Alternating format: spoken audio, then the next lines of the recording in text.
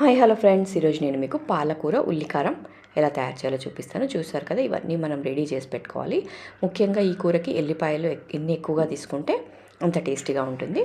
ఇక మనం ప్రాసెస్లోకి వెళ్తే ఫస్ట్ మనం స్టవ్ మీద కడాయి పెట్టుకొని అందులో ఫస్ట్ మనం నూనె వేసుకొని, నూనె వేడైన తర్వాత ఆనియన్స్ మంచిగా ఫ్రై అయిన తర్వాత ఎల్లిపాయలు, టమాటా, కారము, ధనియాల పొడి అన్నీ వేసుకొని, అలాగే పాలకూర కూడా వేసుకొని మూత పెట్టుకొని, ఉప్పు కూడా వేసేసుకొని మూత పెట్టుకొని ఒక 10-15 నిమిషాలు ఉడికించుకోవాలి. ఒక 10 నిమిషాలు అయితే ఉడికిపోతుందండి. పాలకూర ఎక్కువ టైం పట్టదు. ఇది బాగా ఉడికిన తర్వాత ఇందులో మనము జీడిపప్పు వేసి పేస్ట్ చేసుకున్నాం కదా, అది కూడా వేసుకొని ఒక 2 నిమిషాలు ఉడికించుకుంటే మన పాలకూర ఎల్లిపాయ కారం అనేది రెడీ అయిపోతుంది. చాలా టేస్టీగా ఉంటుంది. ఇంకా ఇది డీటెయిల్డ్గా వీడియో చూడండి, మీకు క్లియర్గా అర్థమవుతుంది ఏమేమి మసాలాలు తీసుకున్నాను, ఎంతెంత తీసుకున్నాను అనేది.